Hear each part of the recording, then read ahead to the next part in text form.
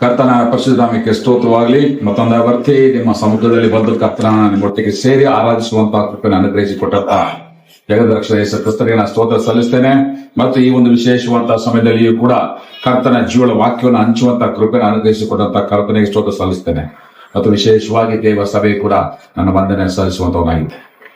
ಯೆಶಾಯನ ಪುಸ್ತಕ 9ನೇ ಅಧ್ಯಾಯ 6ನೇ ವಾಕ್ಯ, ಒಂದು ವಾಕ್ಯ ನಮ್ಮ ಒಂದು ಹಸ್ತ ಆಧಾರವಾಗಿ ವಾಕ್ಯ ತೆಗೆದುಕೊಂಡು ನಾವು ಮುಂದಕ್ಕೆ ಹೋಗುವಂತರಾಗದು. Book of Isaiah chapter 9 verse 6. ಒಂದು ಮಗು ನಮಗಾಗಿ ಹುಟ್ಟಿದೆ ಅಷ್ಟೇ, ಒಂದು ಮಗು ನಮಗಾಗಿ ಹುಟ್ಟಿದೆ ಅಷ್ಟೇ, ವರದ ಮಗನು ನಮಗೆ ದೊರೆತನು, ವಾರದ ಮಗ ನನಗೆ ದೊರೆತನು. ಆಡಳಿತವು ಅವನ ಬಾಹುವಿನ ಮೇಲಿರುವುದು, ಅದ್ಭುತ ಸ್ವರೂಪನು, ಆಲೋಚನಾ ಕರ್ತನು, ಪರಾಕ್ರಮದ ದೇವರು, ನಿತ್ಯನಾದ ತಂದೆಯು, ಸಮಾಧಾನದ ಪ್ರಭು ಎಂಬುದು ಅವನ ಹೆಸರು. ಈಗ ರಿಪೀಟ್ ಮಾಡ್ರ, ಅವನ ಹೆಸರು ಏನೇನು? ಎಷ್ಟಿದೆ ಅಲ್ಲಿ? 6 5 4 3 6 5. ಓಕೆ, ಕನ್ನಡದಲ್ಲಿ 5, ಇಂಗ್ಲಿಷ್ 6, 2 5 ಇರೋದು. ಇನ್ನೊಂದ್ಸಲ ಆಲೋಚನೆ ಮಾಡಿ, ಆತನ ಹೆಸರು ಏನಂತ? ಅದ್ಭುತ ಸ್ವರೂಪ ನಂಬರ್ 1, ಆಲೋಚನಾ ಕರ್ತನ ನಂಬರ್ 2, ಪರಾಕ್ರಮ ದೇವರು ನಂಬರ್ 3, ನಿತ್ಯನಾದ ತಂದೆ, ಸಮಾಧಾನದ ಪ್ರಭು. ಓಕೆ, ಇಂಗ್ಲಿಷ್ ಒಂದ್ಸಲ ಹೇಳೋಣವಾ? Wonderful Counselor, Mighty God, Everlasting Father, Prince of Peace. Okay, 4. ಹೌದಾ? 4ಕ್ಕೆ ಮುಗಿಸ್ಬಿಟ್ರ? ಅದೇಂಗಾಯ್ತು? ಇನ್ನೊಂದ್ಸಲ ರಿಪೀಟ್ ಮಾಡಿ ಕೊಡೋದ? Wonderful counsellor. ವಂಡರ್ಫುಲ್ ಬೇರೆ ಅದು. ಓಕೆ, ವಂಡರ್ಫುಲ್ ಅಲ್ಲಿ ಸ್ಟಾಪ್ ಮಾಡಿ. ಮೈಟಿ ಗಾಡ್, ಕೌನ್ಸಿಲರ್, ಆಮೇಲೆ ಅದನ್ನ 2 ಸೇರಿಸ್ಬಿಟ್ಟೆ. ವಂಡರ್ಫುಲ್, ಮೈಟಿ ಗಾಡ್, ಆಮೇಲೆ everlasting father, prince of peace. Good. Yesu ಕ್ರಿಸ್ತನ ವ್ಯಕ್ತಿತ್ವಗಳು. ಓಕೆ, ಹುಟ್ಟುವಂತ ಸಮಯದಲ್ಲಿಯೇ ಆತನ ಅಟ್ರಿಬ್ಯೂಟ್ಸ್, ಆತನ ವ್ಯಕ್ತಿತ್ವ ಎಂತದೆಂದಾಗಿ. ಫೈನ್. ಇವತ್ತು ನಾವು ಜೀವಿಸುವಂತ ಸ್ಥಿತಿಗತಿಗಳು ಸ್ವಲ್ಪ ನಾವು ಆಲೋಚನೆ ಮಾಡಿ. ಎಲ್ಲೆಲ್ಲಿಯೂ ಕೂಡ ದೇಶಕ್ಕೆ ವಿರುದ್ಧವಾಗಿ ದೇಶಗಳು ಹೋರಾಟದಲ್ಲಿ ಉಕ್ರೇನ್ ನಾಶವಾಯಿತು. ಈ ಕಡೆ ಇಸ್ರೇಲ್ ಹಮಾಸ್ ಯುದ್ಧ ಇನ್ನೂ ಕೂಡ ನಡೀತಾ ಇದೆ. ಉಕ್ರೇನ್ ರಷ್ಯಾ ಯುದ್ಧ ಕೂಡ ನಿಂತಿಲ್ಲ. ಆತರ ಮಧ್ಯದಲ್ಲಿ ನಮ್ಮ ದೇಶದಲ್ಲಿಯೇ ಮಣಿಪುರದ ಇಶ್ಯೂ ಇನ್ನೂ ಕೂಡ ದೊಡ್ಡದಾಗಿ ಪ್ರಾಬ್ಲಮ್ ಆಗ್ತಾ ಇದೆ.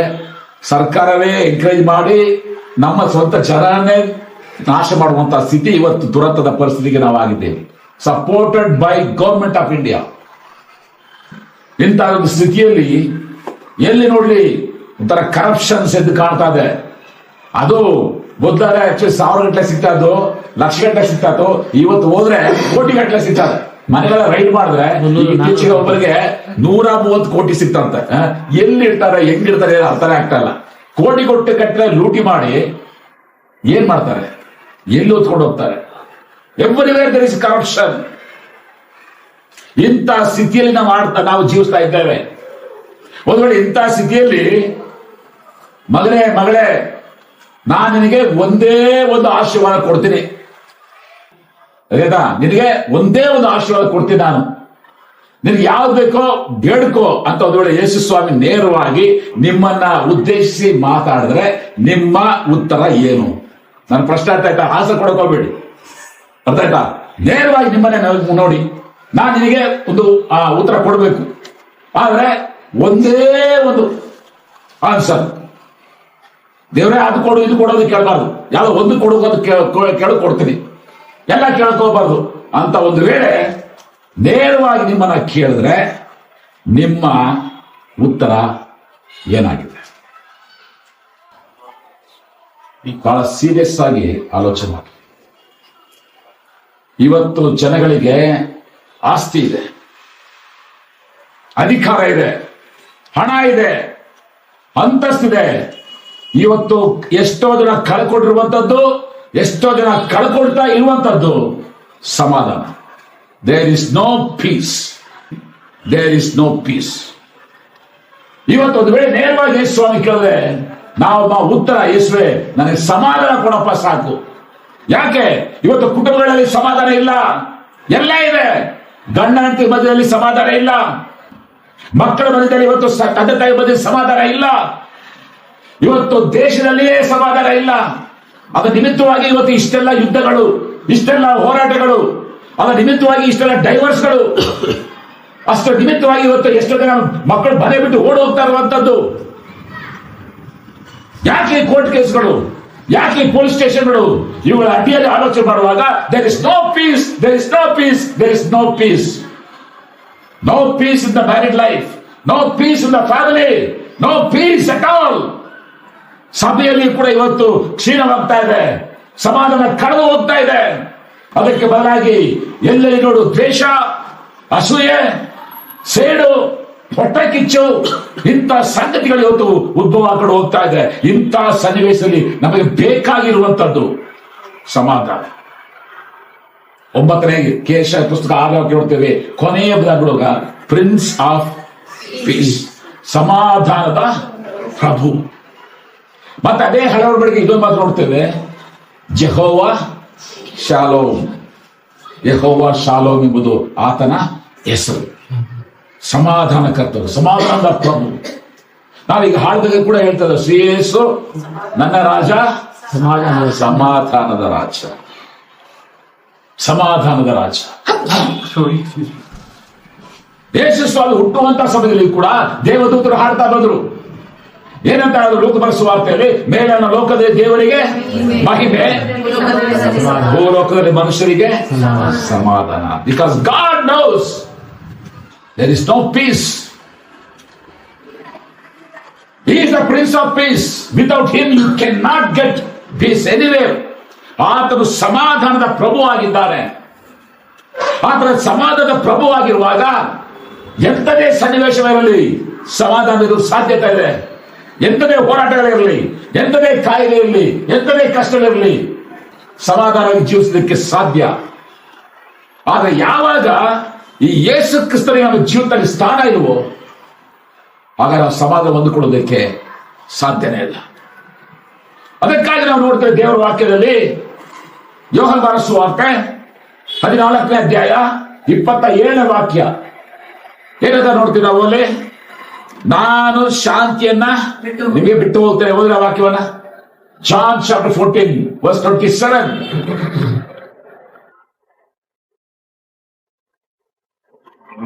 ಜಾನ್ ಚಾಪ್ಟರ್ ಶಾಂತಿಯನ್ನು ನಿಮಗೆ ಬಿಟ್ಟು ಹೋಗುತ್ತೇನೆ, ನನ್ನಲ್ಲಿರುವಂತ ಶಾಂತಿಯನ್ನು ನಿಮಗೆ ಕೊಡುತ್ತೇನೆ.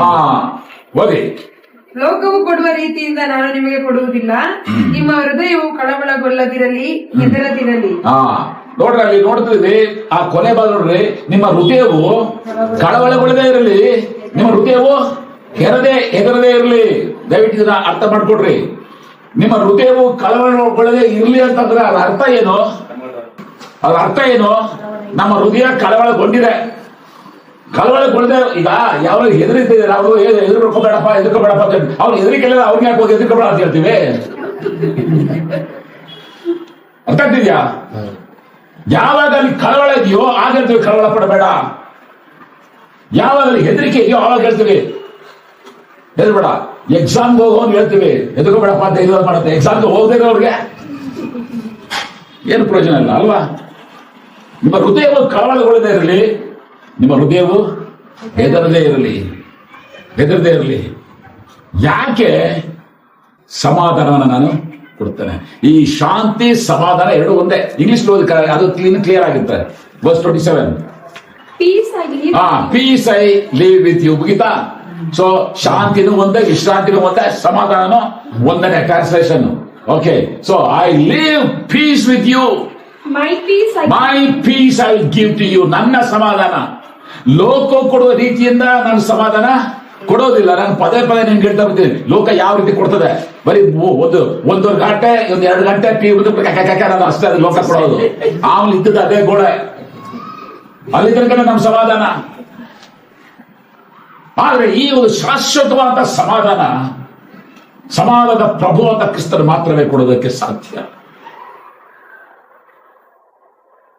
ಅದೇ ಯೋಹಾನ ಸುವಾರ್ತೆ 20ನೇ ಅಧ್ಯಾಯ 19ನೇ ವಾಕ್ಯವನ್ನ ನೋಡ್ರಿ. ಯೇಸು ಸ್ವಾಮಿ ಪುನರುತ್ಥಾನವಾದ ಮೇಲೆ ಅವರಿಗೆ ಕಾಣಿಸಿಕೊಂಡು ಆ ಶಿಷ್ಯರಿಗೆ ಹೇಳಿದಂತ ಮಾತು ಅದ, ನಿಮಗೆ ಸಮಾಧಾನವಾಗಲಿ. ಯಾಕೆ? ಅವರು ಭಯಪಟ್ಟಿದ್ರು, ಅವ್ರು ಹೆದರಿದ್ರು, ಅವರು ಯೆಹೂದ್ಯರ ಭಯದಿಂದ ಬೋಟ್ ಹಾಕೊಂಡಿದ್ರು. ಅವರಿಗೆ ಹೋಗಿ ಹೇಳೋದು ಮಾತು, ನಿಮಗೆ ಸಮಾಧಾನ. ಹಾಗೆ 26ನೇ ವಾಕ್ಯ ಓದ್ರಿ. 8 ದಿವಸಗಳಾದ ಮೇಲೆ ಆತನ ಶಿಷ್ಯರು ತಿರುಗಿ ಒಳಗಿದ್ದಾಗ ಹಾ. ತೋಮನು ಅವರ ಸಂಗಡ ಇದ್ದನು. ಹಾ. ಬಾಗಿಲುಗಳು ಮುಚ್ಚಿದ್ದವು. ಹಾ. ಆಗ ಯೇಸು ಬಂದು ನಡುವೆ ನಿಂತು ನಿಮಗೆ ಸಮಾಧಾನವಾಗಲಿ ನಿಮಗೆ ಎಂದನು. ಸಮಾಧಾನವಾಗ್ಲಿ. ನೋಡಿ, 2 ಟೈಮ್ ಸ್ವಾಮಿ ಕಾಣಿಸ್ಕೊಂಡಿದ್ದಾನೆ. 2 ಟೈಮ್ ಕೂಡ ಅವ್ರಿಗೆ ಹೇಳುತ್ತ ಮಾತು ನಿಮಗೆ ಸಮಾಧಾನ.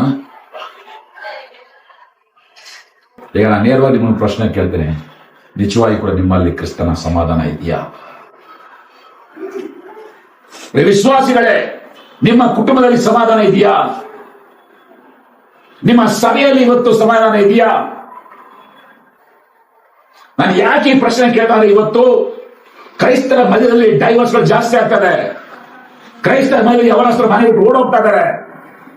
ಕ್ರೈಸ್ತರ ಮಧ್ಯದಲ್ಲಿ ಒಬ್ಬರೊಬ್ಬರು ಕೊಲೆ ಮಾಡೋ ಮಟ್ಟಿಗೆ ಹೋಗ್ತಾ ಇದ್ದಾರೆ. ಇವತ್ತು ಹೇಳೋದು ಮಾತ್ರ ವಿಶ್ವಾಸಿಗಳು, ನಾವು ಯೇಸು ಸ್ವಾಮಿಯನ್ನು ನಾವು ನಂಬಿದ್ದೇವೆ.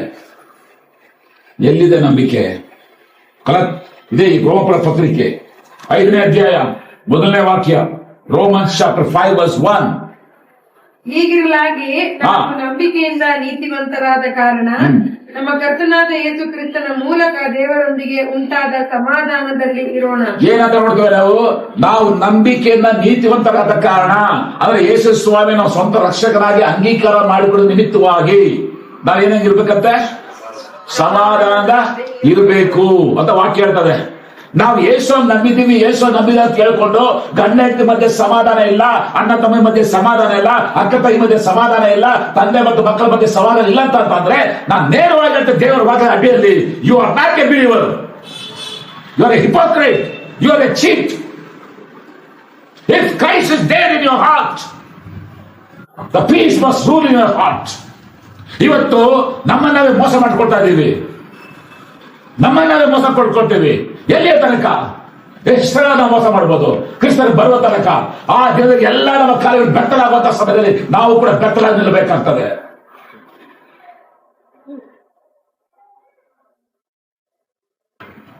ಆಗ ಅವರು ಪಾಪ ಮಾಡಿದ್ರು, ಬೆತ್ತಲಾದ್ರು, ಕಡೆಗೆ ಬೆತ್ತ ಕಾಣಬಾರ್ದಾಗಿ ಹೇಳಿ ಅವ್ರೇನ್ ಮಾಡಿದ್ರು? ಅಂಚುರದ ಎಲೆಯನ್ನ ಸುತ್ತಿಕೊಂಡಿದ್ರು. ಆದಿಕಾಂಡ ಪುಸ್ತಕ 3ನೇ ಅಧ್ಯಾಯ 10ನೇ ವಾಕ್ಯ ಕೊಡ್ತಾ ಇರೋದನ್ನ, ದೇವರು ಬರುವಂತ ಸಪ್ಪಳವನ್ನ ಕೇಳಿ ಆದಾಮನೇ ಆದಾಮನೇ ನೀನು ಎಲ್ಲಿದ್ದೀಯ ಕೇಳುವಾಗ ಆದಾಮನು ಕೊಡುವಂತ ಉತ್ತರ ಏನಾಗಿದೆ? ಏನಂತ ಕೊಡ್ತಾನೆ? ನಾವು ಬೆತ್ತಲಾಗಿದ್ದೇವೆ ಎಂಬುದಾಗಿ ತಿಳಿದು ನಾವು ಭಯಪಟ್ಟು ಓದಿಸ್ಕೊಂಡಿದ್ದೀವಿ. ಅವ್ರು ಬೆತ್ತಲಾಗಿರ್ಲಿಲ್ವಲ್ಲ, ಅವ್ರು ಹೇಳ್ಬೋದಾಯ್ತು ನಾನು ಅಂಜುದೆಲ್ಲ ಸುತ್ಕೊಂಡಿದ್ದೀನಿ ಅಂತ ಹೇಳ್ಬೋದಾಯ್ತಲ್ಲ. ಯಾಕೆ ಹೇಳಿಲ್ಲ? ಸುತ್ಕೊಂಡಿಲ್ಲ ನಾವು ಅಂಜುದೆಲ್ಲ, ಆ ಎಲೆ ಇದು ಮಣವಾಗಿರುವಲ್ಲ, ಹೇಳ್ಬೋದಾಯ್ತು ದೇವ್ರ ಮುಂದೆ, ದೇವರೇ ನಾವು ಬೆತ್ತಲಾಗಿದ್ದೇವೆ ಹೇಳಿ ಅಂಜೂರದಾಗ ಸುತ್ಕೊಂಡಿದ್ದೀವಿ ಎಂಬುದಾಗಿ. ಅಂದ್ರೆ ಅಂಜೂರದಾಗ ಏನು ಗೊತ್ತಾಯ್ತು? ನಮ್ಮ ಜ್ಞಾನ, ನಮ್ಮ ಬುದ್ಧಿ, ನಮ್ಮದೇ ಆದ ಆಲೋಚನೆಗಳು. ಆ ದಿನದಲ್ಲಿ ದೇವರ ಸ್ವರಕ್ಕೆ, ಕ್ರಿಸ್ತನ ಪ್ರಸನ್ನತೆಗೆ ಎಲ್ಲ ಬೆತ್ತಲಾಗ್ತದೆ. Your conscious can not protect your life, your conscious, your intelligence, nothing can protect you. You have to be naked, stand before the Lord.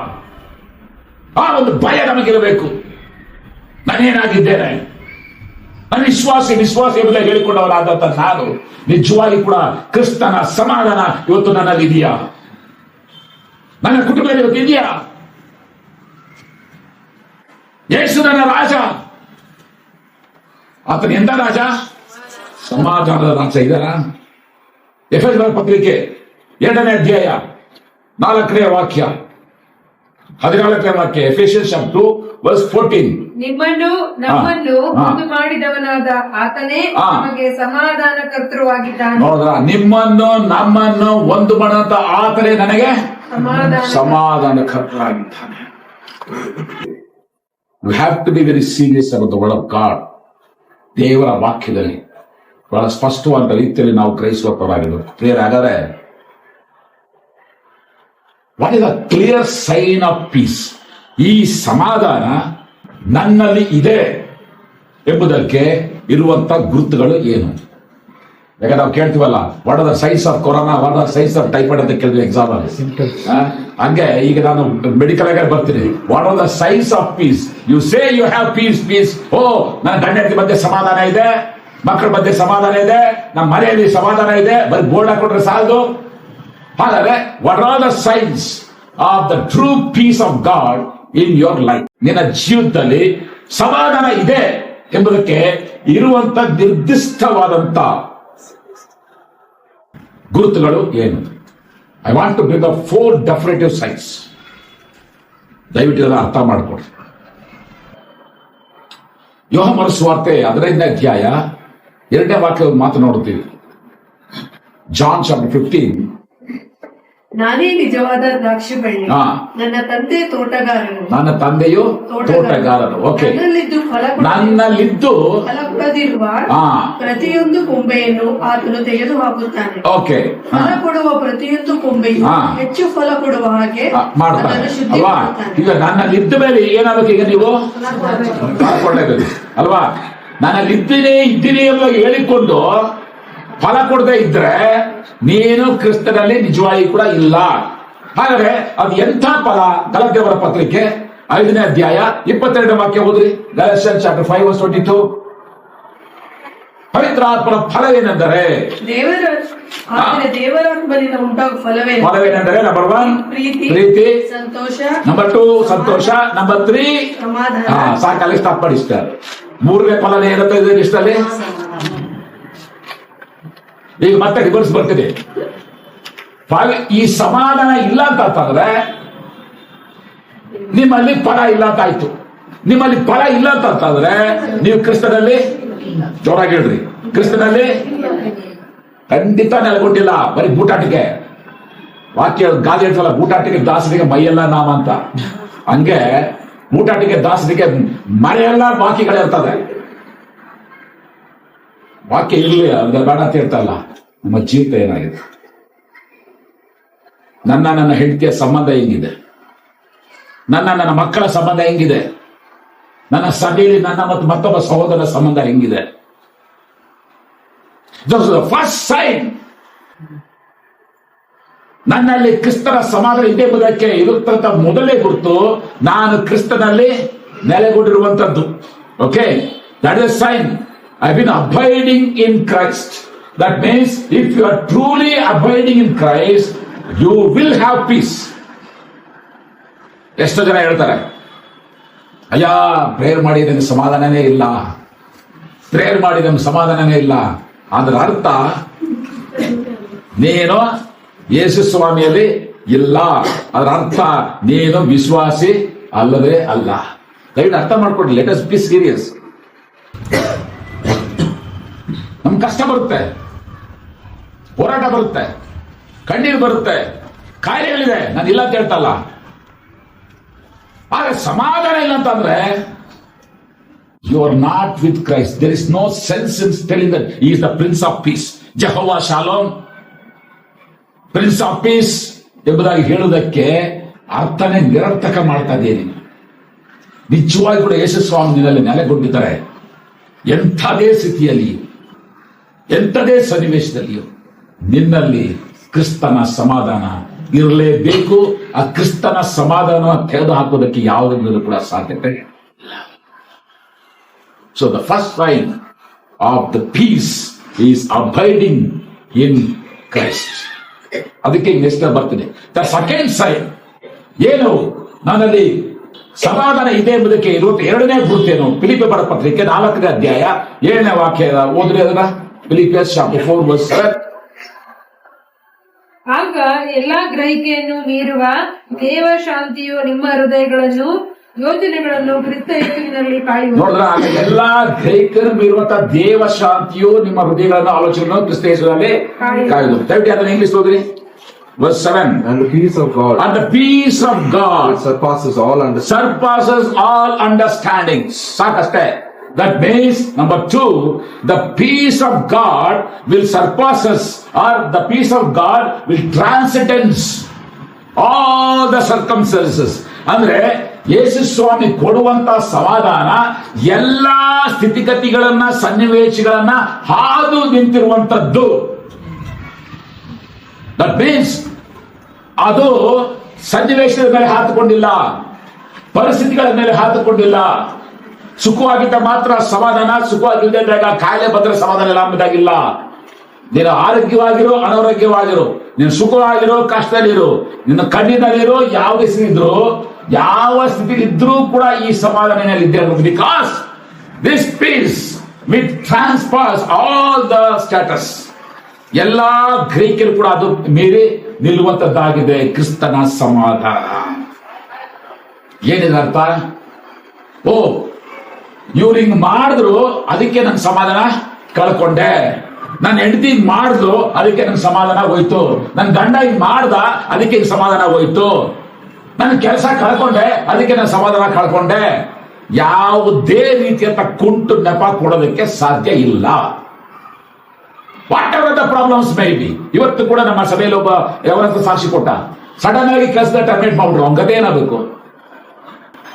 Sudden ಆಗಿ ಅದಂತ ಬೋಸ್ಟ್ ಕಂಪನಿಲಿದ್ದ, ಸಡನ್ ಆಗಿ ತೆಗೆದಾಕಿದ್ರು. ಬಟ್ ಇವತ್ತು ನಾನು ಸಾಕ್ಷಿ ಕೊಟ್ಟ, ನಾನು ಬಿದ್ದವನಿಲ್ಲ, ನಾನು ಸೋತವನಿಲ್ಲ, ನನ್ನ ದೇವರು ನಡೆಸ್ತಾ ಅಂತಕ್ಕಂಥ ನಂಬಿಕೆ ನನಗಿದೆ. ಅವನ ಸ್ಥಿತಿ ಹೆಂಗಂತಂದ್ರೆ, ಈಗ ತಾನು ಮದುವೆ ಆಗಿದೆ, ಪಾಪ ಹೊಸದಾಗಿ ಮದುವೆ ಆದ, ಆದ್ರೆ ಅವನ ಹೆಂಡತಿಗೆ ಸಿವಿಯರ್ ರೂಟೆಡ್ ಆರ್ಥರೈಟಿಸ್.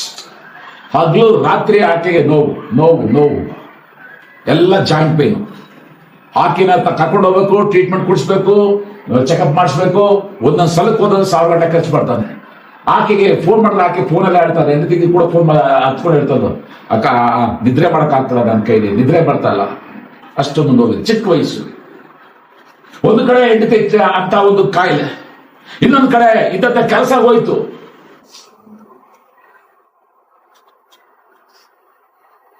ಆದ್ರೂ ಕೂಡ ಅವ್ನು ಕೊಡುವಂತ ಸಾಕ್ಷಿ, ನಾನು ನಂಬಿಕೆಯಲ್ಲಿ ಬಿದ್ದು ಹೋಗ್ತಿಲ್ಲ. My God is there with me. ನನ್ನ ದೇವರ ಜೊತೆ ಇದ್ದಾನೆ, ನನ್ನ ದೇವರನ್ನು ಕಾಪಾಡ್ತಾನೆ. ಆದ್ರೆ ಅಸಾಧ್ಯವಾದ ಯಾವುದು ಕೂಡ ಇಲ್ಲ. ಆದ್ರಿಂದ ಸಮಾಧಾನವನ್ನ ಕಳ್ಕೊಳ್ಳುವಂತ ಅವಶ್ಯಕತೆ ಇಲ್ಲ. ಹೋರಾಟ ಇದೆ, ಕಣ್ಣೀರಿದೆ. ಸೊ ನಂಬರ್ 2ನೇದಾಗಿ ನೋಡುವಂತದ್ದು, the peace of God surpasses all the circumstances. ಎಲ್ಲವನ್ನು ಕೂಡ ಕೈಗೆ ನೀರು ನಿಲ್ಲುವಂತದ್ದಾಗಿದೆ. 3ನೇದಾಗಿ ಅದೇ ವಾಕ್ಯದಲ್ಲಿ ನೋಡುವಂತದ್ದು, 4ನೇ ವಾಕ್ಯ 7ನೇ ವಾಕ್ಯದಲ್ಲಿ, the peace of God is beyond human understanding. ಯಾವ ಮನುಷ್ಯ ಕೂಡ ಅದು ಅರ್ಥ ಆಗಲ್ಲ. ಇನ್ನೂ ಗೊತ್ತಿ ಅದನ್ನ ಇಂಗ್ಲಿಷಲ್ಲಿ verse 7. Peace of God which surpasses all understanding. With the peace of God which surpasses all understandings.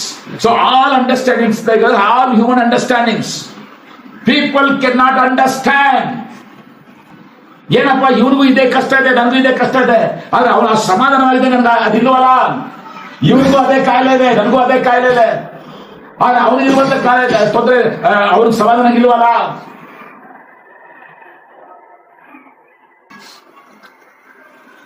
ಸುಮಾರು ವರ್ಷಗಳೇ ಆಗಿದೆ ಯೇಸು ಸ್ವಾಮಿಯನ್ನ ನನ್ನ ಸ್ವಂತ ಅಂಗೀಕಾರ ಮಾಡಿಕೊಂಡು ಹೊಸದಾಗಿ ಬದಲಾದಂತ ಸಂದರ್ಭ, ಐ ಥಿಂಕ್ 92-93 ಅಂತ ಇರಬೇಕು.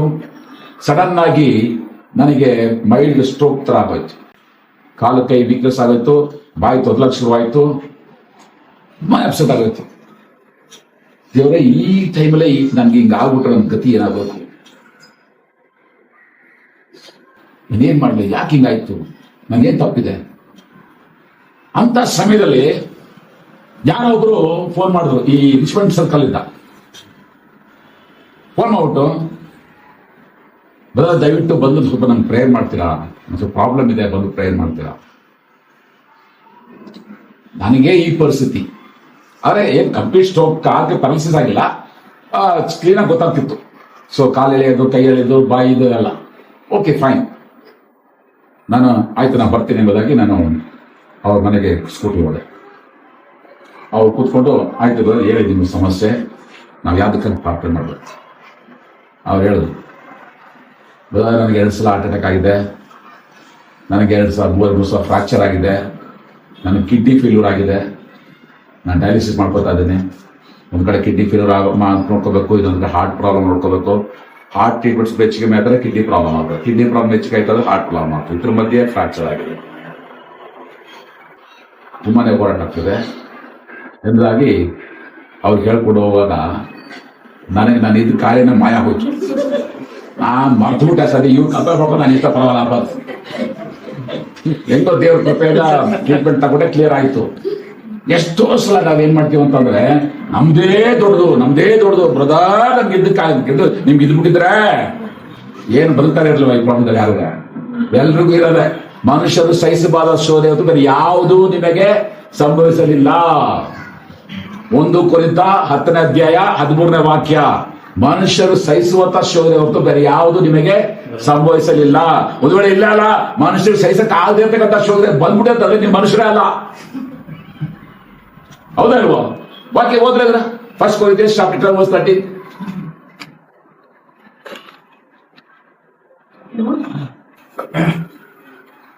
ಒಂದು ಕೊರಿಂಥ 10:13.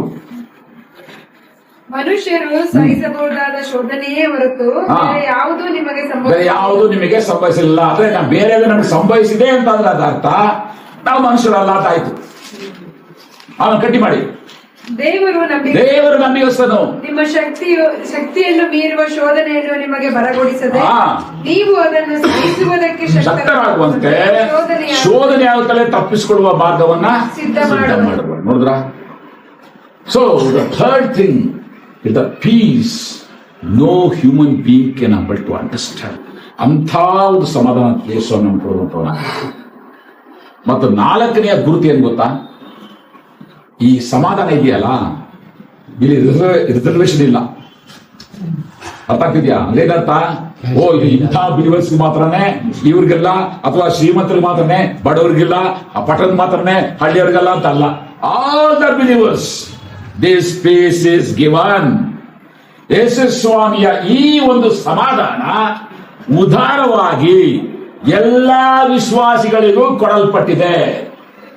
ಓ ಅವ್ರು ಡಾಕ್ಟರ್ ಅದಕ್ಕೆ ಅವ್ರು ಕೊಟ್ಟಿದ್ದಾರೆ, ನಮ್ಗಿಲ್ಲ ಅಂತಲ್ಲ. ಎಲ್ಲರಿಗೂ ಕೂಡ ನಿನ್ ವಿಶ್ವಾಸ ಆಗಿದ್ರೆ ನಿನಗೆ ಈ ಸಮಾಧಾನ ಕೊಡಲ್ಪಟ್ಟಿದೆ. ದಯವಿಟ್ಟು ಅರ್ಥ ಮಾಡಿ. ಹಾಗಾದ್ರೆ ಪರಿಚಯ ಮಾಡಿಕೊಡಿ. ಕ್ರಿಸ್ತನಲ್ಲಿ ನೆಲೆಗೊಂಡಿದ್ದಾನ. ಏನೆಲ್ಲ ಹೋರಾಟಗಳು ಬಂದರೂ ಕೂಡ ಕ್ರಿಸ್ತರ ಸಮಾಧಾನ ನನ್ನಲ್ಲಿ ಇದೆಯಾ?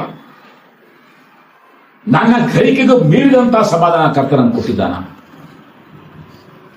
ಈ ಒಂದು ಸಮಾಧಾನ ನನಗೆ, ನನ್ನ ಹೆಂಡತಿಗೆ, ನನ್ನ ಮಕ್ಕಳಿಗೆ, ನನ್ನ ಸಭೆಯವರಿಗೆ ಎಲ್ಲರೂ ಕೂಡ ಉದಾರವಾಗಿ ಆತನು ಕೊಟ್ಟಿದ್ದಾನೆ. We have to check. ಯಾಕಂದ್ರೆ ನಾವು ಅಂತ ಸ್ಥಿತಿಗೆ ಬಂದಿದ್ದೇವೆ ಇವತ್ತು, ಅಂತ ಹೋರಾಟಕ್ಕೆ ನಾವು ಬಂದಿದ್ದೇವೆ. ಹಾಗಾದ್ರೆ ಪ್ರಿಯರೇ, ಈ ಸಮಾಧಾನವನ್ನ ನಮ್ಮಿಂದ ತೆಗೆದು ಹಾಕುವಂತಹ ಸಂಗತಿಗಳು ಯಾವ್ಯಾವ? ಅಯ್ಯೋ ಬ್ರದರ್, 1 2 ಲಿಸ್ಟೇ ಇದೆ ಅಲ್ವಾ? ಲಿಸ್ಟ್ ಬೇಡ ನಮ್ಗೆ, ಸ್ವಲ್ಪ ವಾಕ್ಯದ ಅಡಿಯಲ್ಲಿ ಆಲೋಚನೆ ಮಾಡೋಣ. One of things which will try to remove our peace. First number 1 cause, ಮೊದಲನೆಯ ಒಂದು ಕಾರಣ ಯಾವುದು ಗೊತ್ತಾ? ನಮ್ಮಲ್ಲಿರ್ತಕ್ಕಂಥ ಭಯ ಮತ್ತೆ ಆತಂಕ, ಫಿಯರ್ ಅಂಡ್ ಆಂಗ್ಸೈಟಿ. ಅದಕ್ಕೆ ನಾನು ಮೊದಲೇ ಹೇಳಿದ್ದು, ಭಯ ಪಡಬೇಡ, ದಿಗ್ಭ್ರಮೆಗೊಳ್ಳಬೇಡ, ಹೆದರಬೇಡ, ಕಳವಳ ಪಡಬೇಡ. ಈ ಕಳವಳ, ಈ ಭಯ ಅಂತಕ್ಕಂಥದ್ದು ಇದೆಯಲ್ಲ, ಇದೇ ಸಾಕು. ಓ ನಾ ಫೇಲ್ ಆಗ್ತೀನಿ ಗ್ಯಾರಂಟಿ, ಡುಂಕ್ ಹೊಡೆಯೋದು ಗ್ಯಾರಂಟಿ. ಯಾಕಂದ್ರೆ ನೀನೇ ಡಿಸೈಡ್ ಮಾಡ್ಬಿಟ್ಟಿದೀಯ, ಹೊಡಿತೀನಿ ಡುಂಕಿ ಅಂತ. ಅರ್ಥ ಬೈಕ್ ಓಡಿಸ್ಬೇಕಾ, ಕಾರ್ ಓಡಿಸ್ಬೋದೆ, ಆಕ್ಸಿಡೆಂಟ್ ಮಾಡ್ಬಿಡ್ತೀನಿ ಅಂತ ಗುತ್ತಿ ಏನಾದ್ರು ಕಡೆ ನಿನ್ನ ನೆಟ್ಟ ಕಾಂಪ್ಲೆಂಟ್ ಆಗಿ ಓಡಿಸು. ಹಂಗೆ ಆಕ್ಸಿಡೆಂಟ್ ಆದ್ರೆ ನೋಡ್ಕೊಳ್ಳೋಣ. ಓಡಿಸ್ಬೇಕಾದ್ರೆ ನೀನು ಆಕ್ಸಿಡೆಂಟ್ ಮಾಡ್ಬಿಡ್ತೀರಿ, ಓಡೋದು ಗುತ್ತಿ ಆಕ್ಸಿಡೆಂಟ್ ಆದ್ರೆ ಇದೇನಾಗ್ತದೆ ಅಲ್ಲಿ? ಅದು ನೀನೇ ಬಯಸಿದ್ದು. ರೋಗಿ ಬಯಸಿದ್ದು ಹಾಲು, ವೈದ್ಯ ಹೇಳಿದ್ದು ಹಾಲು. ನಂಗೆ ನೀನ್ ಬಯಸಿದ್ದು ಅದೇನೆ, ನಿನಗಾಗಿದ್ದು ಅದೇನೆ. ಇವತ್ತು ವಿಶ್ವಾಸಗಳ ಜೀವಿತದಲ್ಲಿ ಈ ಭಯ ಅಂತಕ್ಕಂಥದ್ದು, ಈ ಆತಂಕ ಅಂತಕ್ಕಂಥದ್ದು ಎಷ್ಟು ಹಾಳು ಮಾಡ್ತಾರೆ. ಕಳವಳ, ಆತಂಕ. ಅಯ್ಯೋ ಮುಂದೆ ನನ್ನ ಗತಿ ಹೆಂಗೋ, ಅಯ್ಯೋ ಮುಂದೆ ನನ್ನ ಗತಿ ಹೆಂಗೋ, ಅಯ್ಯೋ ಮುಂದೆ ನನ್ನ ಸಂಸಾರ ಹೆಂಗೋ, ನನ್ನ ಮಗ ಹೇಗೋ, ನನ್ನ ಮಗಳೇ ಹೇಗೋ, ಈ ಥರ ಈ ಆತಂಕ ಇದೆಯಲ್ಲ, ಇದೇ ಸಾಕು ನಮ್ಮನ್ನು ಹಾಳು ಮಾಡ್ತಾರೆ. ಎರಡನೇದಾಗಿ, ವಿಶೇಷವಾಗಿ ನಾವು ನೋಡುವಂತ ಎರಡನೇ ಕಾರಣ ನಮಗೆಲ್ಲ ಗೊತ್ತಿರುವಂತದ್ದೇ. ಸೈತಾನ ಮೊದಲಿಂದ ಉದ್ದೇಶ ನಮ್ಮ ಸಮಾಧಾನವನ್ನ ತೆಗೆದುಹಾಕಲು. ಅಲ್ಲಿ ತನಕ ಸಮಾಧಾನವಾಗಿ ಇದ್ರು. ಯಾವಾಗ ಸೈತಾನ ಬಂದ, ಅವರಿಬ್ರು ಸೆಪರೇಟ್ ಆದ್ರು ಅಲ್ವಾ? ಆದಾಮ ಅವ್ವ ಇಬ್ರು ಕೂಡ ಚೆನ್ನಾಗಿದ್ರು ತಾನೆ. ಎಲ್ಲಿ ತನಕ ಚೆನ್ನಾಗಿದ್ರು, ಇವನು ಬರೋ ತನಕ ಇವನಿಗೆ ಸ್ವಲ್ಪ ಅವಕಾಶ ಮಾಡಿಕೊಟ್ರು. ಅವರ ಕುಟುಂಬನೇ ಹೊಡೀತು. ಆದ್ರೆ ಆ ಟೈಮಲ್ಲಿ ಇವರು ಒಂಥರ ಬಲಾಢ್ಯವಾಗಿ ನಿಂತಿದ್ರೆ ಸೈತಾನ ಏನು ಮಾಡಕ್ ಆಗ್ತಿರಲ್ಲ ಅಲ್ಲ. ಈ ಕ್ರಿಯೇಟೆಡ್ ಡೌಟ್.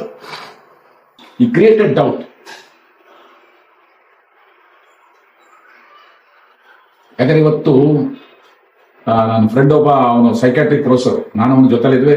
ಬರ್ಬೇಕಾದ್ರೆ ಅಲ್ಲದಾರೆ ಅವನ್ನ ಡ್ರಾಪ್ ಮಾಡ್ತಾನೆ. ಈಗ ನಮ್ಗೆ ಡ್ರಾಪ್ ಮಾಡ್ಬೇಕಾದ್ರೆ ಅವ್ನ ಕಥೆ ಹೇಳ್ತಾ ಇರ್ತಾನೆ. ಈ ಕಥೆಗಳನ್ನ ಎಷ್ಟೊಂದು ಗಂಡೆಡ್ ಮದಿ ಎಂತೆಂಥ ಡೌಟ್ಗಳು ಕ್ರಿಯೇಟ್ ಆಗ್ತವೆ. ಅಡಿಗೆ ವಿಷಯದಲ್ಲಿ, ಸಾಂಬಾರು ವಿಷಯದಲ್ಲಿ, ತರಕಾರಿ ಪಲ್ಯ ವಿಷಯಗಳಲ್ಲಿ, ಮತ್ತೆ ದೈಹಿಕ ಸಂಬಂಧಗಳ ವಿಷಯದಲ್ಲಿ. ಮತ್ತೆ ಆತ ಹೇಳ್ತದ, ಒಬ್ಬ ಮಗಳು, ಸ್ವಂತ ಮಗಳು ತನ್ನ ತಂದೆಯ ಪಕ್ಕದಲ್ಲಿ ಬರೋದಕ್ಕೆ ಸಂದೇಹ ಪಡ್ತಾಳೆ. ಇಂಥ ಒಂದು ಸ್ಥಿತಿಗತಿಗಳು ಹೋಗ್ತಾರೆ. C the situation. ಎಂಥ ಒಂದು ಆತಂಕಗಳು, ಎಂಥ ಒಂದು, ಯಾಕಂದ್ರೆ ಆ ಸೈತಾನ ಇವತ್ತು ಪ್ರವೇಶಿಸಿ ಕುಟುಂಬಗಳನ್ನ ಇವತ್ತು ಚಿತ್ರ ಮಾಡ್ತಾರೆ. ಅದಕ್ಕಾಗಿ ಮಾತಾಡ್ತೀವಿ, ಯಾರನ್ನ ನುಂಗಲಿ ಎಂಬುದಾಗಿ ಗರ್ಜಿಸುವ ಸಿಂಹೋಪಾದಿಯಲ್ಲಿ ಸೈತಾನ. ಅದಕ್ಕೆ ಅದು ಒಂದು ಪದ ಗಮನಿಸಿ, like lion, is not lion, is duplicate lion. ಅದರಿಂದ ಅರ್ಥ ಆಗ್ತಲ್ಲ. ಸಿಂಹದೋಪಾದಿಯಲ್ಲಿ ಆತ ಗರ್ಜಿಸ್ತಾ ಇದ್ದಾನೆ. ಸಿಂಹದೋಪಾದಿಯಲ್ಲಿ ಗರ್ಜಿಸಿದವರೆಲ್ಲ ಸಿಂಹ ಆಗ್ಬಿಡಲ್ಲ. ಈಗ ನಾನು ಕೂಡ ಜೋರಾಗಿ ಕಿಚ್ಬಿಟ್ರೆ ಸಿಂಹ ಆಗ್ಬಿಡಲ್ಲ. ಸಿಂಹನೇ. ಆದ್ರೆ ಅವನು ಸಿಂಹದೋಪಾದಿಯಲ್ಲಿ ಗರ್ಜಿಸ್ತಾ ಇದ್ದಾನೆ. ನಾವೇನ್ ಮಾಡ್ತೀವಿ, ಅವನ್ನೇ ಸಿಂಹ ಮಾಡಿಬಿಡ್ತೀವಿ. ಆದ್ರೆ ನಿಜವಾಗಿ ಕೂಡ ಯೂದ ಕೊಡದ ಸಿಂಹ ಯಾರು? ಕ್ರಿಸ್ತನು. ಕ್ರಿಸ್ತನಿಗೆ ಯೂದ ಕೊಡದ ಸಿಂಹ. ಇವನು ಡೂಪ್ಲಿಕೇಟ್ ಸಿಂಹ. ಇವನು ಭಯ, ಸೈತಾನ. ಮೂರನೇದಾಗಿ ಪಾಪಗಳು. When you are in secret hidden sins, God will take away your peace. ಯಾವಾಗ ನೀನು ಈ ಒಂದು ಗುಪ್ತವಾದಂತ ಒಂದು ಪಾಪಗಳಲ್ಲಿ ಒಳಪಡ್ತೀಯಲ್ಲ, you are conscious, will speak against you. ನೀನಿಂತ ಸುಳ್ಳು ಹೇಳಿದ್ಯೆ, ನೀನಿಂತ ಮೋಸ ಮಾಡಿದ್ಯೆ, ನೀನೊಬ್ಬ ದ್ರೋಹಿ. ಆಗ ಆ ಒಂದು ಸಮಾಧಾನ ಕೆಳಗಟ್ಟಲ್ಪಡ್ತದೆ. ಇದೆಲ್ಲ ಬಹಿರಂಗವಾಗಿರುವಂತಹ ಕಾರ್ಯಗಳು.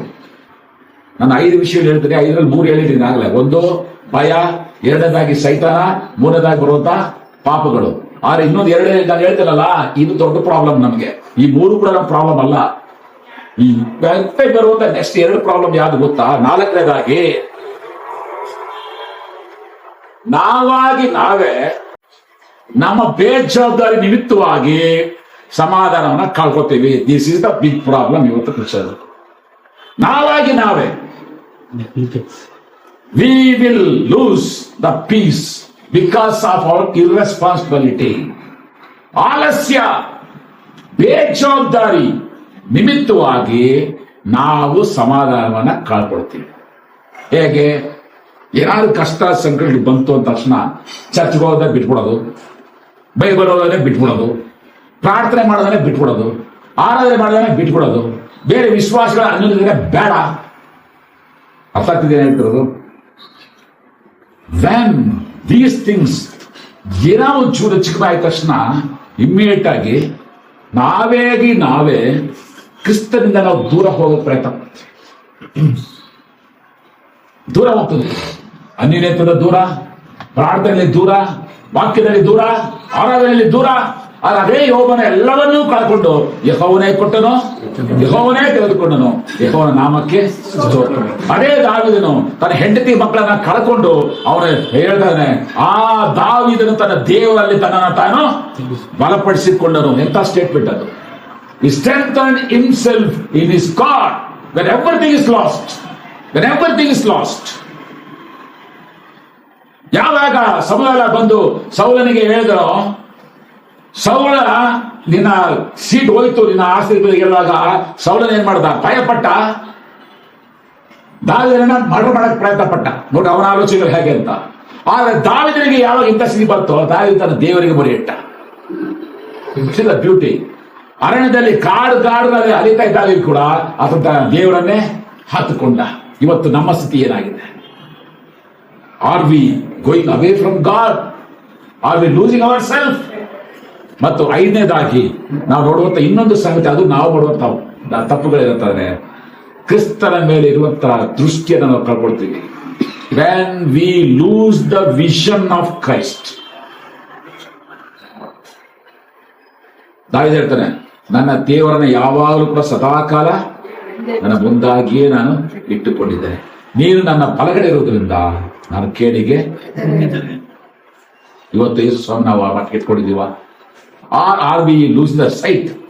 ಬಹಳ ಸ್ಪಷ್ಟವಾಗಿ ನಾವು ನೋಡ್ತೀವಿ. ಪೇತ್ರನ ಎಲ್ಲಿಯ ತನಕ ಯೇಸುವ ಮೇಲೆ ದೃಷ್ಟಿ ಇಟ್ಟು ನಡೆದನೋ ಅಲ್ಲಿ ತನಕ ನೀರಿನ ಮೇಲೆ ನಡೆದ. ಆದ್ರೆ ಯಾವಾಗ ದೃಷ್ಟಿ ಬದಲಾಯಿತೋ ಪೇತ್ರ ಉಳಿದ. ಇಂಥ ಸ್ಥಿತಿನೇ ಇವತ್ತು ನಮ್ಮದು ಕೂಡ ಆಗುವಂತದ್ದಾಗಿದೆ. ಆದ್ರಿಂದ ನಾವು ನಮ್ಮ ಬೇಜವಾಬ್ದಾರಿ ನಿಮಿತ್ತವಾಗಿ ಕ್ರಿಸ್ತನ ಸಮಾಧಾನವನ್ನು ಕಳ್ಕೋಬಾರದು. ಕ್ರಿಸ್ತನ ಮೇಲಿರುವ ದೃಷ್ಟಿಯನ್ನು ನಾವು ಬೇರೆ ಕಡೆ ಹರಿಸಿ ಕ್ರಿಸ್ತನ ಸಮಾಧಾನವನ್ನ ಕಳ್ಕೊಳ್ಬಾರ್ದು. ಈ ಎರಡು ವಿಷಯಗಳಲ್ಲಿ ದೇವ ಮಕ್ಕಳೇ ನಾವು ಬಹಳ ಎಚ್ಚರಿಕೆಯಿಂದ ಇರಬೇಕು. ಕೊನೆಯದಾಗಿ, how can I retain the everlasting peace? ಕ್ರಿಸ್ತನ ಸಮಾಧಾನವನ್ನ ನಾನು ನನ್ನ ಕುಟುಂಬದಲ್ಲಿ ನಿರಂತರವಾಗಿ ಕಾಯ್ದುಕೊಳ್ಳುವುದಕ್ಕೆ, ಕಾಪಾಡಿಕೊಳ್ಳುವುದಕ್ಕೆ, ಹೊಂದಿಕೊಳ್ಳುವುದಕ್ಕೆ ಹೇಗೆ ಸಾಧ್ಯ? ಅರ್ಥ ಆಯ್ತಾ? How can I? ಬಹಳ ಸುಲಭವಾದ ರೀತಿಯಲ್ಲಿ 3 ವಿಷಯಗಳನ್ನ ನಾವು ನೋಡುವಂತರಾಗಿದೆ. ಮೊದಲನೇದಾಗಿ, you have to agree that ನಾನು ನಂಬಿರುವಂತ ದೇವರು ಸಾರ್ವಭೌಮನಾದಂತ ದೇವರು. ಅರ್ಥ ಆಗ್ತದೆ ಹೇಳ್ತಿರೋದು? My God is a sovereign God. ಒಪ್ತೀರಾ? ನನ್ನ ದೇವರು ಸಾರ್ವಭೌಮನಾಥ ದೇವರು. ಸಾರ್ವಭೌಮನಾಥ ದೇವರು ಅಂದ್ರೆ ಏನರ್ಥ? ನನ್ನ ದೇವರಿಗೆ ಅಗೋಚರವಾದ ಯಾವುದು ಕೂಡ ಇಲ್ಲ. ನನ್ನ ದೇವರಿಗೆ ಅಸಾಧ್ಯವಾದ ಯಾವುದು ಕೂಡ ಇಲ್ಲ. ನನ್ನ ದೇವರು ಎಲ್ಲವೂ ಬಲವನಾಗಿದ್ದಾನೆ. ನನ್ನ ದೇವರು ನನ್ನನ್ನ ಬಲವನಾಗಿದ್ದಾನೆ, ನನ್ನ ಕುಟುಂಬವನ್ನು ಬಲವನಾಗಿದ್ದಾನೆ, ನನ್ನ ಕುಟುಂಬದ ಪರಿಸ್ಥಿತಿ ಬಲವಂತನಾಗಿದ್ದಾನೆ. ಈ ಯೇಸುವಿಗೆ ಯಾವುದು ಕೂಡ ಅಗೋಚರವಲ್ಲ. ಆತನು ನನ್ನನ್ನೇ ನೋಡುವಂತ ದೇವರಾಗಿದ್ದಾನೆ. ಅದೇ ತರ ನೋಡ್ತೀವಿ, ಆತನ ಕಣ್ಣುಗಳು ನಮ್ಮ ಮೇಲೆ ಇರುವಂತಹ ಸದಾ ಅದನ್ನು ಬಹು ಸೂಕ್ಷ್ಮವಾಗಿ ನಮ್ಮನ್ನ ಪರಿಶೋಧಿಸುವಂತ ದೇವರಾಗಿದ್ದಾನೆ. That is the sovereignty of God. That is the sovereignty of God. You have to believe. Yes, my God is a sovereign God. Nothing is impossible to Him. Nothing is unknown to Him. He is the God who always looks to me. ಈ ನಂಬಿಕೆ ನಮ್ಮಲ್ಲಿ ಇದ್ದಾಗ ನಾವು ಖಂಡಿತವಾಗಿ ಕೂಡ ಸಮಾಧಾನವನ್ನ ಕಳ್ತೀವಿ. ಏನೇ ಆದ್ರೂ ಕೂಡ ದೇವರೇ ನಿನಗೆ ಗೊತ್ತಿದೆ, ದೇವರೇ ನಿನ್ಗೆ ಗೊತ್ತಿದೆ. ನೆಹಮ್ಯ ಪ್ರಾರ್ಥನೆ ಮಾಡ್ತಾನೆ, ದೇವರೇ ನೀನ್ ನಾನು ನೋಡ್ತಾ ಇದೆಯಾ, ನಿನ್ ಗೊತ್ತಾಗ್ತದೆ ಏನ್ ಮಾಡ್ತೀನಿ. ದೇವರೇ ವೈರಿಗಳನ್ನ ಏನೇನ್ ಮಾಡ್ತಾರೆ ನೋಡು, ನೀನ್ ಕಾಡ್ತಾ ಇದ್ದೆ, ನಾನು ನೋಡ್ಕೊ. ಯು ಆರ್ ಸೀಯಿಂಗ್, ನೀನ್ ನೋಡ್ತಾ ಇದೆಯೇ. ಎರಡನೇದಾಗಿ, you have to be very clear that it is my God is the provider. ಬೇರೆ ಯಾರು ಕೂಡ ಅಲ್ಲ, ಯಾವ ಸರ್ಕಾರ ಕೂಡ ಅಲ್ಲ. The lord is my shepherd, I shall not be in want. He is my provider and he knows what to give, when to give, how to give. ಇವತ್ತು ನಡೆದಂತ ಒಂದು ಚಿಕ್ಕ ಎಕ್ಸಾಂಪಲ್ ನಿಮ್ಗೆ ಕೊಡ್ತೀನಿ. ನಮ್ಮ ಸೇವಕರು ಅವ್ರ ಬೈಕ್ ಇರಲಿಲ್ಲ, ಅವ್ರಿಗೆ ಎಲ್ಲೇ ಹೋಗಿ ಕೂಡ ಬಸ್ಸಲ್ಲಿ ಸೇವೆ ಮಾಡ್ಕೊಂಡು ಹೋಗ್ಬೇಕಾಯ್ತು. ಇವಾಗ ಬೈಕ್ ಕೊಡಕ್ಕೂ ನಮ್ಮ ಕೈಲಿ ಆಗ್ತಾ ಇರಲಿಲ್ಲ. ನಾನು ಕೂಡ ಪ್ರೇಯರ್ ಮಾಡ್ತಿದ್ದೆ, ಅವರು ಕೂಡ ಪ್ರೇಯರ್ ಮಾಡ್ತಾ ಇದ್ರು. ಬಟ್ ವಿ ಡೋಂಟ್ ನೋ ಏನ್ ಮಾಡಿದೆ ಎಂಬುದಾಗಿ. ಸಡನ್ ಆಗಿ ಹೋದ ಭಾನುವಾರ ಯಾರೋ ಫೋನ್ ಮಾಡಿದ್ರು, ಅಯ್ಯ 5 ಗಾಡಿಗಳನ್ನ ಕೊಡ್ತಾ ಇದ್ದೀನಿ, ಅದರಲ್ಲಿ ಒಬ್ಬರಿಗೆ ನೀವು ಯಾರೋ ರೆಕಮೆಂಡೇಶನ್ ಕೊಡ್ತೀರಾ ಅಂತ. ಇಮ್ಮಿಡಿಯೇಟ್ ಹೇಳಿದೆ, ಅವ್ರಿಗೆ ಬೇಕಪ್ಪ ಪ್ರೇಯರ್ ಮಾಡ್ತಾರೆ ಕೊಡು ಅಂತ ಹೇಳಿದೆ. ಹೋದ ಒಂದ್ ಸೋಮವಾರ ಹೋಗಿ ಗಾಡಿ ಹೊಸ ಗಾಡಿ ತುಂಬಿರುತ್ತೆ, ಗಾಡಿ ಬಂದ್ಬಿಡ್ತು ಮನೆಗೆ. ಸೋಮವಾರ ತನಕ ಎಲ್ಲಿದೆ ಏನ್ ಕತೆ ಏನು ಗೊತ್ತಿಲ್ಲ. ಅದು ಸೋಮವಾರ ಹೊಸ ಗಾಡಿ TVS ಏನದು ಸ್ಕೂಟಿನ ಯಾವ್ದೋ ಒಂದು ಗಾಡಿ ನಾನು ನೋಡಿದೆ, ನೋಡಿ ನಾನು ಪ್ರೇಯರ್ ಮಾಡಿದೆ, ಅದ ಹೆಸರು ನಂಗೆ ಗೊತ್ತಿಲ್ಲ. ಈ ಸೇಮ್ ಆಕ್ಟಿವೇಟ್ ಆಗಿದೆ, ಬಟ್ TVS ಕಂಪನಿ. ಸೊ ಹೊಸ ಗಾಡಿ ಬಂದಿದ್ವು. ಅದು ಹೊಸ ಗಾಡಿ ಮಾತ್ರ ಅಲ್ಲ, ಇದು ಎಂತ ಸ್ಪೇರ್ ಪಾರ್ಟ್ಸ್, ಎಲ್ಲಾ ಸ್ಪೇರ್ ಪಾರ್ಟ್ಸ್ ಎಲ್ಲ ಅವರೇ ಫಿಟ್ ಮಾಡಿ ಕೊಟ್ಟಿದ್ದಾರೆ. ಯಾಕಂದ್ರೆ ಸ್ಪೇರ್ ಪಾರ್ಟ್ಸ್ ಮಾಡಕ್ಕೂ ಇವ್ರ ನಮ್ಮ ಸೇರಿದ ಕಾಸು ಇರಲಿಲ್ಲ ಪಾಪ. ಎಲ್ಲ ಫಿಟ್ ಮಾಡಿ ಅಲ್ಲಿಂದ ಆರಾಮಾಗಿ ಓಡಿಸಬಹುದು. ಎಲ್ಲಿಂದ ಬಂದಿದ್ದು? 40 ವರ್ಷ ಅರಣ್ಯದಲ್ಲಿ 20 ಲಕ್ಷ ಜನರಿಗೆ ಸಾಕಿದಂತ ದೇವರಿಗೆ ನಿನ್ನ ನಿನ್ನ ಕುಟುಂಬನ ಸಾಕಕ್ಕೆ ಸಾಧ್ಯ ಇಲ್ಲ. ಅವ್ರಿಗೆ ಆಹಾರವನ್ನು ಕೊಟ್ಟು, ಬಂಡೆಯನ್ನು ಸೀಳಿ ನೀರನ್ನು ಕೊಟ್ಟು ಅವರ ಬಟ್ಟೆ ಹರಿದು ಹೋಗದಾಗೆ ಅವರ ಆಗದ ಚಪ್ಪಲಿ ಸವದು ಹೋಗದಾಗೆ ಕಾಪಾಡುವಂತ ದೇವರಿಗೆ ನಿನ್ನ ಅಗತ್ಯತೆ ಏನೆಂದು ಗೊತ್ತಿರುವ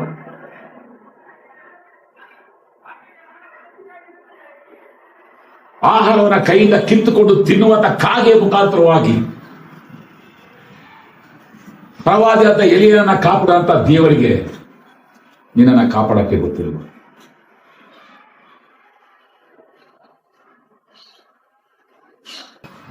5,000 ಜನರಿಗೆ 5 ರೊಟ್ಟಿ 2 ಮೀನು ನಿಮಿತ್ತವಾಗಿ ತೃಪ್ತಿಯಾಗುವಂತ ರೀತಿ ಉಣಬಡಿಸಿದ ಕ್ರಿಸ್ತನಿಗೆ ನಿನ್ನ ಕೊರತೆಗಳನ್ನ ನೀಗಿಸುವುದು ಆತನಿಗೆ ಗೊತ್ತಿರುವ ಚಿಂತೆ ಮಾಡಬೇಡ್ರಿ ಆಕಾಶ ಆಡುವಂತ ಪಕ್ಷಿಗಳನ್ನ ನೋಡ್ರಿ, ಅಡವಿಯ ಹೂಗಳನ್ನ ನೋಡ್ರಿ, ಅವುಗಳಿಗಿಂತ ನೀವು ಶ್ರೇಷ್ಠರು, ಅವುಗಳಿಗಿಂತ ನೀವು ಚೀಪ್ ಆಗಿದ್ರೆ ನೀವು ಚಿಂತೆ ಮಾಡ್ತಾ ಕೂತ್ಕೊಡ್ರಿ, ಅವುಗಳಿಗಿಂತ ನೀವು ಶ್ರೇಷ್ಠರು ಎಂಬುದಾಗಿ ಹೇಳಿದ್ರೆ ಚಿಂತೆ ಮಾಡಕೋಬೇಡ್ರಿ, ಸಮಾಧಾನ ಕಳ್ಕೋಬೇಡ್ರಿ.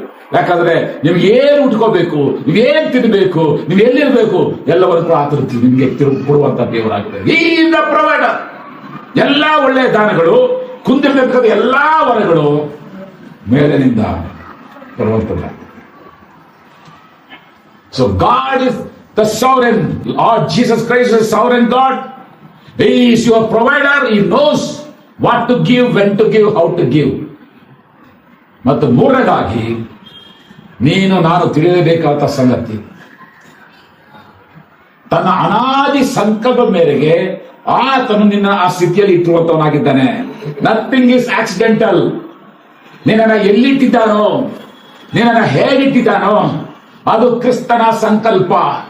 ಕ್ರಿಸ್ತನು ತನ್ನ ಉದ್ದೇಶವನ್ನು ನೆರವೇರಿಸೋಸ್ಕರವಾಗಿಯೇ ನಿನ್ನನ್ನು ಆ ಸ್ಥಳದಲ್ಲಿ, ನಿನ್ನನ್ನು ಆ ಸ್ಥಿತಿಯಲ್ಲಿ ಇಟ್ಟಿದ್ದಾನೆ. ಇಲ್ಲದೆ ಹೋದ್ರೆ ನೀನು ಅಲ್ಲಿ ಇರ್ತಾನೆ ಇರಲಿಲ್ಲ, ನಿನಗೆ ಆ ಗತಿಗೆ ಬರ್ತಾನೆ ಇರಲಿಲ್ಲ. God's plan, divine plan. ಅಂದು ಯೋಸೇಫರನ್ನ ಹಳ್ಳಕ್ಕೆ ಹಾಕಬೇಕು ಕೂಡ ದೇವರ ಉದ್ದೇಶ ಇತ್ತು. ಯೋಸೇಫರನ್ನ ಪೋಟಿಫರನ ಮನೆಗೆ ಕಳಿಸ್ಬೇಕಾದ್ರೂ ಕೂಡ ದೇವರ ಉದ್ದೇಶ ಇತ್ತು.